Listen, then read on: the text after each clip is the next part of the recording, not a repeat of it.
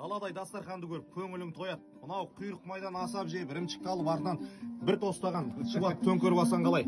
Бірақ өкінішке қарай мынау көже де өтірік, шұбат та өтірік, мынау құйрық майда, ірімшік те барлығы өтірік ағайын.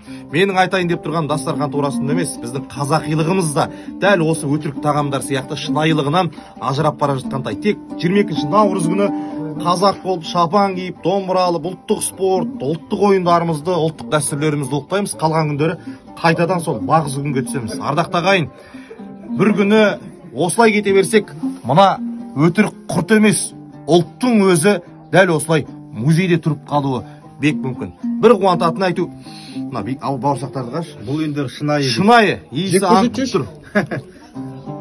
Бауырсақ шын. Осы бауырсақ сияқты шашылып жатқан Атырау мен Алтайдың арасында нағыз қазақтың иісі аңқитын азаматтар бар ғой. Солар бірігейікші.